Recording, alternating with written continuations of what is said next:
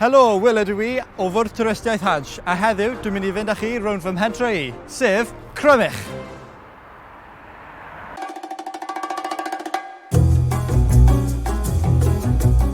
Mae Crymych yn enwog am fod yn anodd i'w ffeindio, y boi 'na sy'n canu opera a'r gair wes. Ond mae gymaint mwy gan y pentref i'w gynnig. Dewch gyda fi.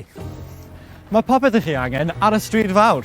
Milfeddyg, capel, gorsaf dan a gorsaf heddlu. Eich drws nesaf I gilydd. A siop Letrics, dwi'n nabod DE a syns yn iawn. Caffi gar y glas, a.k.a. Beth a.k.a. Caffi'r Sgwar.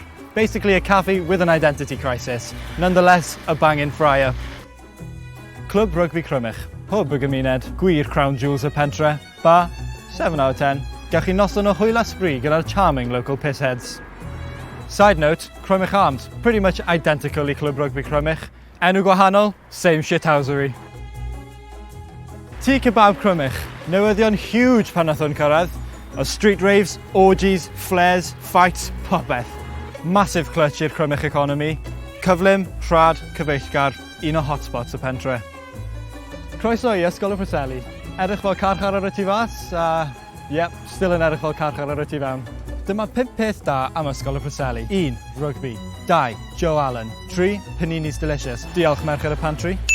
4. Decent car park. 5. Joe Allen. Reit gyferbyn Ysgol y Preseli. Mae siop JK.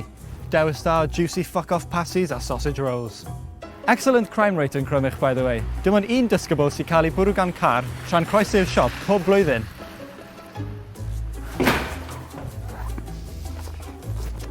A dyna ni, dyna Crymych. Dewch, ac allwch chi weld y pentre I gyd mewn 5 munud.